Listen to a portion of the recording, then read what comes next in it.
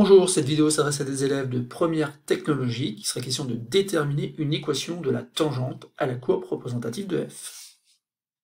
Et donc dans cet exercice, on sait que f est une fonction dérivable en 3, cf est la courbe représentative donc de la fonction f dans un repère, et t est la tangente à cf au point d'abscisse 3, comme le montre un peu la figure ici.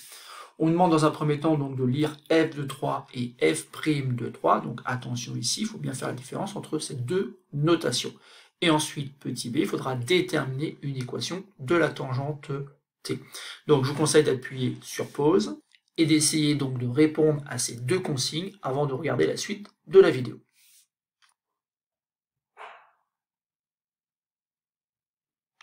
Alors passons à la correction de cet exercice, donc petit a. Donc il faut lire, donc sous-entendu graphiquement du coup, f de 3. Donc f de 3, ça n'a pas changé, c'est toujours l'image du nombre 3 par la fonction f qui est ici représentée en vert. Et donc ici, je prends le nombre 3 et je vais chercher donc quelle est son image, et bien j'obtiens le nombre 1. Donc je peux écrire que f de 3 est égal à 1. Autrement dit, l'image du nombre 3 par la fonction f est 1.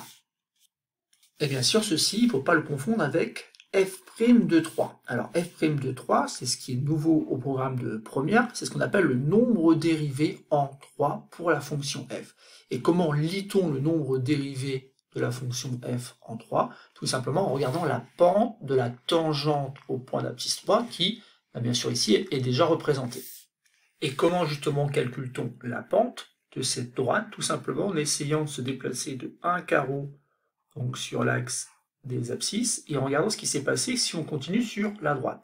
Et bien, si on continue sur la droite, en fait, on voit que finalement, on a perdu 1 sur l'axe des ordonnées. Ça veut dire que la pente ici est égale à moins 1, ou encore que le nombre dérivé en 3, f' de 3, est égal à moins 1. Alors passons maintenant donc à la deuxième partie de l'exercice, où à l'aide de ces résultats, on va pouvoir donc déterminer une équation de la tangente t représentée ici en gris. Alors pour cela, on va pouvoir utiliser une propriété du cours qui dit que si f donc, est une fonction définie et dérivable en 3, et cf bien sûr sa courbe représentative, alors la courbe cf admet en son point A une tangente t d'équation y égale f' de a, facteur de x moins a, plus f de a. Donc c'est une propriété qu'il faut connaître et qui permet ici donc de répondre à la consigne petit b. Alors comment on va l'utiliser? Il faut avoir en tête qu'en fait ici a, on va le remplacer par le nombre 3, puisque depuis le début on nous parle d'une fonction dérivable en 3, donc c'est bien tous les petits a ici de la propriété qu'on va transformer par 3. On va remplacer par le nombre 3. Et du coup ici on va pouvoir écrire d'après la droite t a pour équation y égale f' de 3 multiplié par x moins 3 plus f de 3. Et justement, à la question précédente, on nous a fait chercher donc la valeur de f' de 3 et on avait trouvé que c'était moins 1. Je vais pouvoir remplacer donc ici par moins 1, facteur de x moins 3, plus f de 3. Mais souvenez-vous, f de 3 aussi, on l'avait déterminé à la question précédente et on a trouvé 1. Bon, c'est presque gagné, sauf qu'en fait ici, on va réécrire cette expression en développant et en essayant de réduire donc l'expression obtenue. Et donc ici, moins 1 multiplié par x, donc ça fait moins 1x, moins x. Moins 1 multiplié par, attention, moins 3, moins 1 par moins 1 donne plus. 1 multiplié par 3 donne 3, donc ça fait plus 3. Et il me reste le plus 1 qui était là. Et donc, au final, j'ai y est égal à moins x plus 4. Et donc on a répondu à la consigne, on a bien réussi à déterminer une équation de la tangente t. Alors, avant de terminer, quelques remarques. Une équation de droite qui est donnée par y égale ax plus b. En fait, ici, vous devez vous rappeler que le nombre a, c'est justement la pente de la droite. Or, la pente, on l'a déterminée, et c'est encore ici en jaune, c'est bien moins 1. Donc c'est normal ici qu'il y ait le moins, qui signifie tout simplement que on va multiplier x par moins 1. Et enfin le plus 4. Le plus 4, il veut dire quoi? Il veut dire tout simplement que ça va couper l'axe des ordonnées en 4. Alors, vous avez déjà ici 3, et finalement, si on remonte, ça va finir par couper en 4, donc l'axe des ordonnées. Donc ici, ça c'est ce qu'on appelle l'ordonnée à l'origine. Et donc cette remarque-là valide en fait nos calculs. L'équation de la droite, c'est bien y égale moins x plus 4.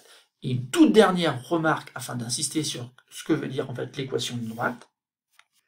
Dire que la droite a pour équation y égale moins x plus 4 signifie tout simplement que tout point d'abscisse x et d'ordonnée y a ses coordonnées donc qui vérifient cette égalité. Donc on a un premier point bien sûr très particulier qui est le point A de coordonnées 3 et 1.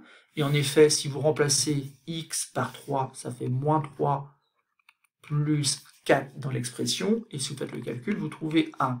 C'est normal parce qu'en fait ici, c'est l'abscisse du point A. Et ici, c'est l'ordonnée du point A. Or, le point A a ses coordonnées qui vérifient nécessairement cette égalité. Mais ce n'est pas le seul. Assez clairement ici, on a un point de coordonnées 2, 2 qui semble appartenir donc à la tangente. Vérifions si ces coordonnées vérifient justement cette égalité.